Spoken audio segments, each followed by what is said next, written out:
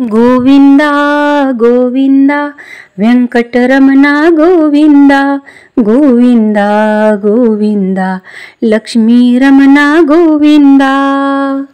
नमस्कार, आजच्या व्हिडिओमध्ये तुम्हाला मेखर येथील श्री शारंगधर बालाजीचे दर्शन मी घडवणार आहे। आजचा व्हिडिओ आपला जरा वेगळा होणार आहे। आजच्या व्हिडिओमध्ये आपण बुलढाणा जिल्ह्यातील मेहकर हे तालुक्याचे ठिकाण आहे। तर येथील जगातील सर्वात उंच बालाजीची मूर्ती जी श्री शारंगधर बालाजी म्हणून विख्यात आहे। श्री शारंगधर बालाजीची मूर्ती ही जगातील सर्वात उंच मूर्ती।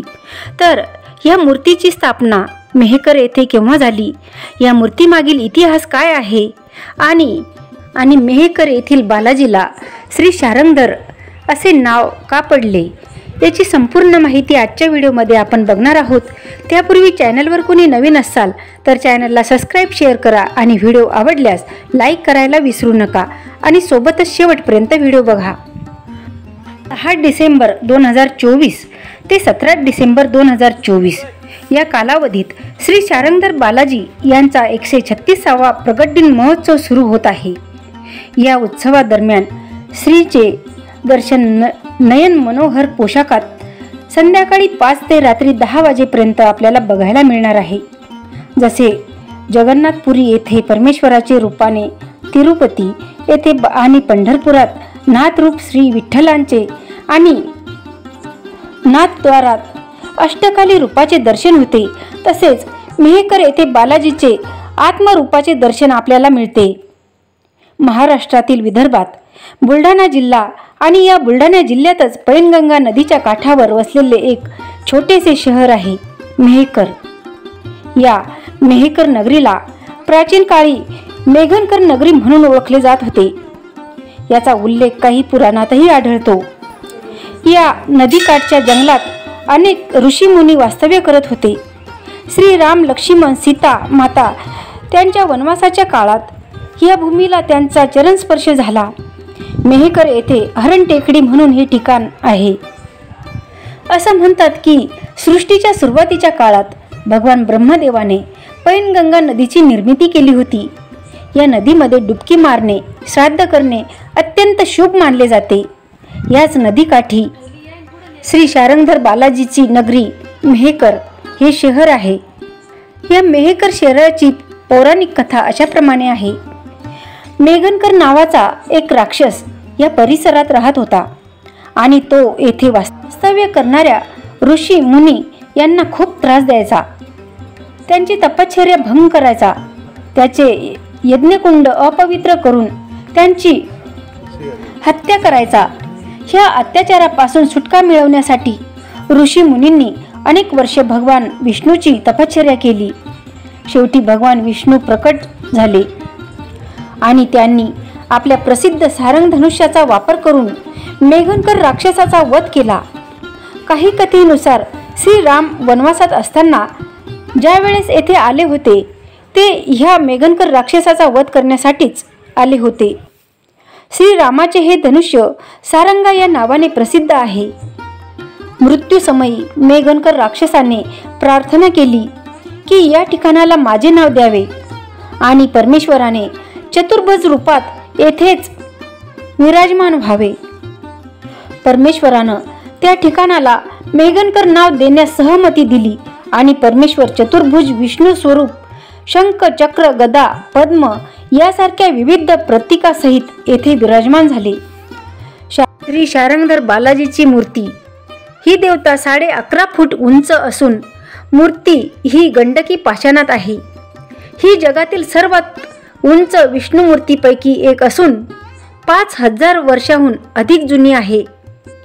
शारंगधर बालाजी देवता अद्वितीय आहे, कारण त्यात भगवान विष्णूचे सर्व 10 अवतार आणि मुख्य देवतेभोवती त्रिदेव ब्रह्म, विष्णू आणि महेश सुंदर कोरलेले आहे। पायाजवळ जया आणि विजया, उजवीकडे श्री लक्ष्मी आणि भूदेवी आहे। श्री शारंगधर बालाजी मेहकर हे असे एकमेव ठिकाण आहे की जेथे परमेश्वरासोबत लक्ष्मी देवी विराजमान आहेत। अन्य बालाजी सोबत लक्ष्मी देवी कुठेच नाही। या सर्व मूर्ती अखंड दगडात कोरलेल्या आहेत। यामुळे या देवतेला त्रिविक्रम बालाजी असेही म्हणतात. देवतेच्या मुकुटात शारंगा धनुष्य धरलेली भगवान विष्णूची प्रतिमा कोरलेली आहे. त्यावरून या बालाजीला शारंगधर बालाजी असे म्हणतात.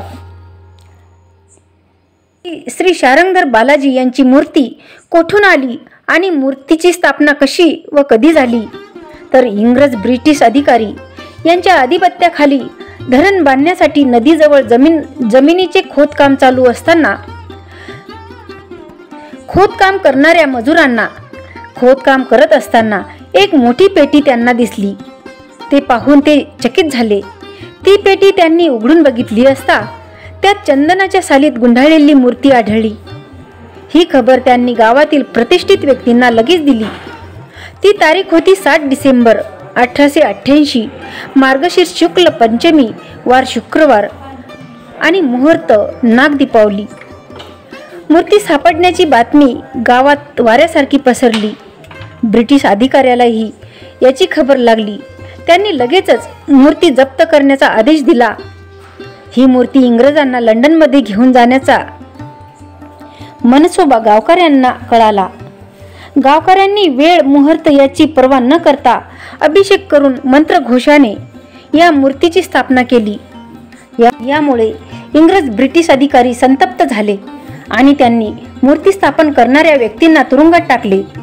गावकरी आणि आजूबाजूंच्या गावातील लोकांनी मंदिर बांधण्यासाठी उदार मनाने देणगी दिली आणि तेथे तात्पुरते लहान मंदिर बांधण्यात आले.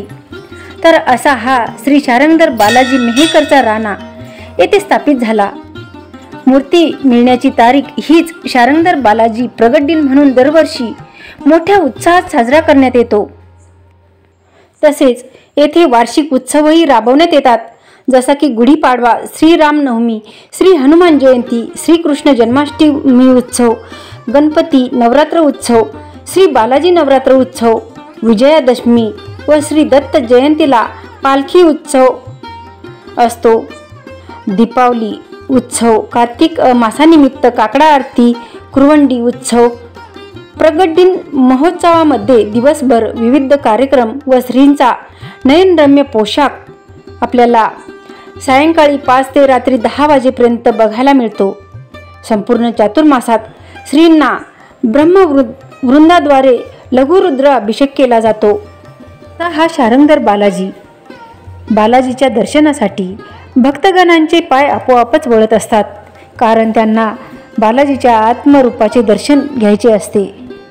आत्मरूपाचे दर्शन म्हणजे